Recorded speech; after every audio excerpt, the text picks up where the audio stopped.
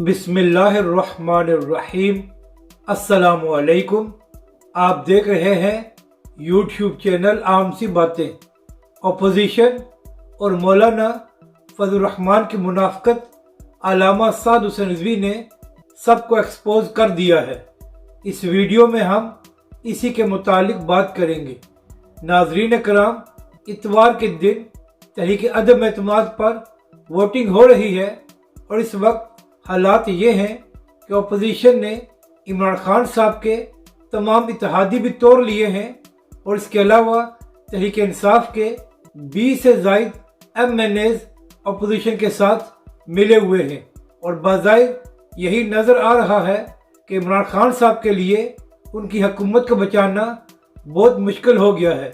और यही वजह है कि अपोजिशन ने अभी से अपनी जीत का ऐलान कर दिया है और उनका कहना है कि इतवार के दिन सिर्फ रस्मी कार्रवाई बाकी है और मौलाना फजलुर रहमान इसका सबसे ज़्यादा क्रेडिट ले रहे हैं और उनका कहना है कि इमरान खान साहब को हमने जमहूरी अंदाज में शिकस्त दी है। अब यहाँ पर अहम बात यह है कि आज से चंद हफ्ते पहले तहरीक लब्बैक के सरबराह अल्लामा साद हुसैन रिजवी ने एक ख़त लिखा था तमाम अपोजिशन जमातों के नाम और उनसे कहा था कि फ्रांस के सफीर के मामले पर कौमी असम्बली में करारदाद को मंजूर कराने में अपना किरदार अदा करें।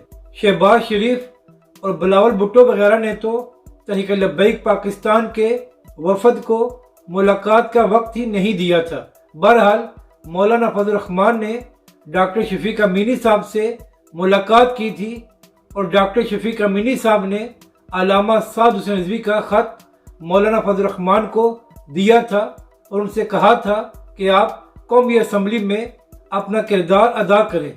लेकिन इसके बावजूद JUIF के लोगों ने कौमी असम्बली में करारदाद को मंजूर कराने के हवाले से कोई किरदार अदा नहीं किया और ना ही इसके मुतालिक बात की, यानी कि सारी अपोजिशन इस मामले से भाग गई क्योंकि वो भी हुकूमत की तरह बैरूनी अकाओं को नाराज नहीं करना चाहते थे। लेकिन जब मौलाना फजलुर रहमान और अपोजिशन को नजर आया कि वो इमरान खान साहब की हुकूमत को गिरा सकते हैं तो इन लोगों ने फौरन ही कौमी असम्बली में तहरीक अदम एतमाद को जमा भी करा दिया और इसके अलावा 172 से ज़ायद लोग भी इकट्ठे कर लिए।